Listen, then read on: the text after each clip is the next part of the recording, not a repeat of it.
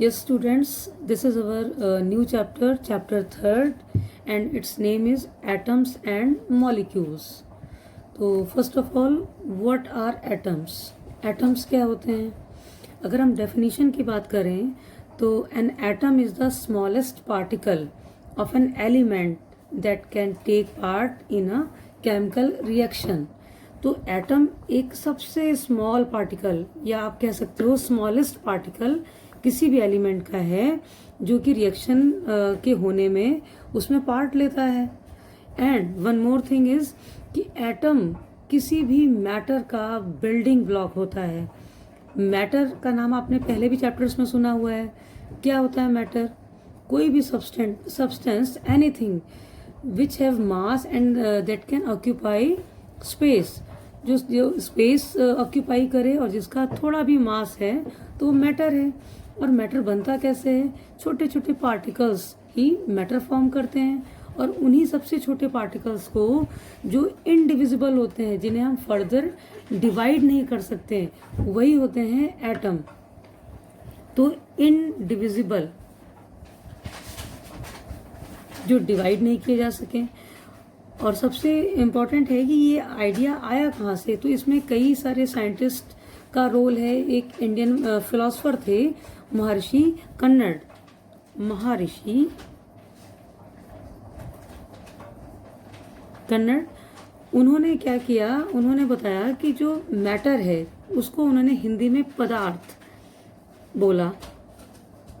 पदार्थ, कि अगर हम किसी भी मैटर को या किसी भी सब्सटेंस को कट करते हैं और बार बार कट करते हैं, लाइक कोई भी सब्सटेंस है, अगर हमने उसको कट किया, 2 पार्ट्स में डिवाइड हो गया, फिर कट किया, 4 पार्ट्स में डिवाइड हो गया, और कट करते करते एक ऐसी स्टेज आती है कि जब वो छोटा सा पार्टिकल जिसको हम फर्दर आगे डिवाइड ही नहीं कर सकते, तो सबसे छोटी इनडिविजिबल पार्टिकल को ही एटम, या महर्षि कन्नड़ ने उसका नाम परमाणु दिया.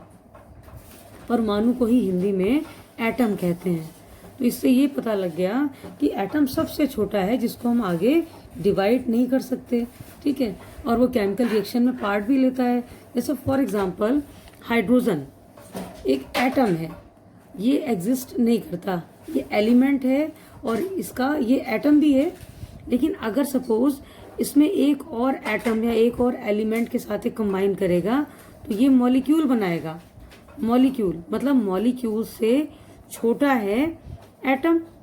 या आप ये भी कह सकते हो एटम में भी वो एक ही टाइप के हों या फिर वो डिफरेंट टाइप के हों, वो मॉलिक्यूल फॉर्म करते हैं. मीन्स यहाँ पे 2 एटम सेम हैं, वो कंबाइन करके मॉलिक्यूल फॉर्म कर रहे हैं, हाइड्रोजन फॉर्म कर रहे हैं, हाइड्रोजन गैसियस कंडीशन में बना रहे हैं. बट सपोज अगर यहाँ पे 2 हाइड्रोजन के एटम और 1 ऑक्सीजन का एटम जुड़ रहा है और वो बनाता है वाटर. ये भी क्या है? वाटर मॉलिक्यूल है. तो जरूरी नहीं कि मॉलिक्यूल सेम ही एटम से बने, मे बी वो डिफरेंट एटम से भी फॉर्म हो सकते हैं.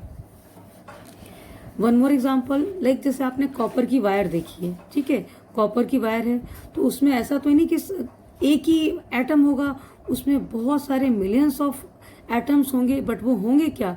कॉपर के ही एटम होंगे.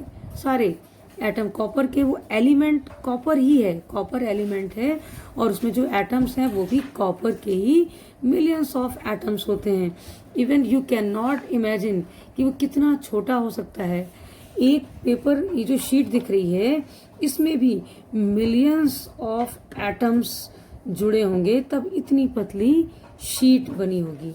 तो ये साइज इसका बहुत ज़्यादा छोटा होता है. तो एटम की डेफिनेशन आई थिंक क्लियर हो गई होगी कि एटम सबसे छोटा पार्टिकल है किसी भी एलिमेंट का जो केमिकल रिएक्शन में पार्ट लेता है. Now you all know that what are elements and what are compounds. But ये एलिमेंट्स कैसे कंबाइन होते हैं एंड कंबाइन होके वो क्या फॉर्म करते हैं. ठीक है, इसके लिए साइंटिस्ट थे लवोशिए एंड प्राउस्ट. उन्होंने कुछ जनरलाइजेशंस दिए in the form of laws of chemical combination. तो 2 लॉज आपको करने हैं. One is law of conservation of mass and the second is law of constant proportions. तो फर्स्टली क्या करते हैं? Law of conservation of mass. During any chemical change the total mass of the products is equal to the total mass of reactants. आपको पता है कि जब भी रिएक्टेंट्स रिएक्ट करेंगे, कंबाइन करेंगे, they will always form products. ठीक है, सपोज कार्बन है और वो कंबाइन करेगी विद ऑक्सीजन एंड फॉर्म करेगी carbon dioxide gas. C means carbon will react with oxygen and form carbon dioxide gas. तो यहाँ पे जो कार्बन एंड ऑक्सीजन है ये क्या है, ये रिएक्टेंट्स हैं, रिएक्टेंट्स। एंड जो CO2 बन रही है वो क्या है, प्रोडक्ट।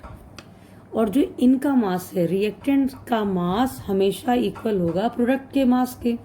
तो फॉर एग्जांपल अगर हमने 12 ग्राम कार्बन ली और उसको रिएक्ट कराया with 32 gram of oxygen, 12 gram carbon 32 gram oxygen, तो जो फॉर्म होगी CO2 उसका मास होगा 44 ग्राम।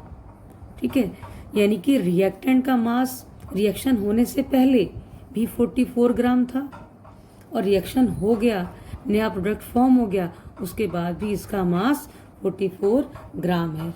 तो law of conservation of mass कि during the chemical reaction reactant का मास हमेशा कंजर्व रहता है, सेव रहता है, ना ही उसको हम डिस्ट्रॉय कर सकते हैं, ना ही उसको हम फॉर्म कर सकते हैं।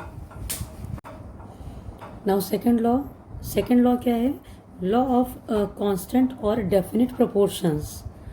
तो a pure chemical compound is always made up of the same elements combined together in a fixed और डेफिनिट प्रोपोर्शन बाय मास। कोई भी कंपाउंड है जो प्योर है, ठीक है, वो हमेशा सेम टाइप के एलिमेंट से ही फॉर्म होगा और जो एलिमेंट्स का जो मास होगा वो ऑलवेज इन अ डेफिनिट और फिक्स्ड प्रोपोर्शन में ही होगा by mass, what ever the sources. Like जैसे हम एग्जांपल लेते हैं, फॉर एग्जांपल वाटर का कोई भी सोर्स हो, मे बी वो टैप वाटर हो, मे बी वो रिवर वाटर हो, मे बी वो आपके घर का जो पानी हो, कोई भी वाटर हो, इसका जो फॉर्मूला है ये प्योर है, प्योर कंपाउंड है। ठीक है, तो इसमें हमेशा जो दो ही एलिमेंट से मिलके बना है, हाइड्रोजन और ऑक्सीजन। हाइड्रोजन का जो रेशियो है, यहाँ पे 2 पार्ट्स हमने हाइड्रोजन लिया और 1 पार्ट ऑक्सीजन लिया, तो हाइड्रोजन का जो मास होता है एक एटम का वो है 1 यूनिफाइड, और 2 का यानी कि 2 हो जाएगा। और ऑक्सीजन का जो मास होता है वो 16 होता है, 16 यूनिफाइड, यानी कि जो मास होगा वो 2:16 ही होगा, या इसको और हम सिंप्लीफाई कर सकते हैं, दैट इज 1:8। तो वाटर किसी भी फॉर्म में हो, कहीं पे भी हो, कोई भी सोर्स हो, जो जिन भी एलिमेंट से मिलके बना है, ठीक है, वो हमेशा एक डेफिनिट प्रोपोर्शन में ही होंगे। ये है law of constant proportion. Suppose अगर हम इसके रेशियो में थोड़ा भी चेंज कर देंगे तो डेफिनेटली कंपाउंड ही चेंज हो जाएगा। तो इसका दूसरा एग्जांपल है, सेम एलिमेंट्स हमने लिए हैं बट यहाँ पे रेशियो चेंज कर दिया। ठीक है, H2O2 इज हाइड्रोजन पर ऑक्साइड, H2O इज वाटर। ठीक है, सेम एलिमेंट है हाइड्रोजन और ऑक्सीजन, यहाँ पे भी है H2O2 है हाइड्रोजन पर ऑक्साइड, सेम एलिमेंट यहाँ पे भी है हाइड्रोजन और ऑक्सीजन, बट रेशियो डिफरेंट है यहाँ पे।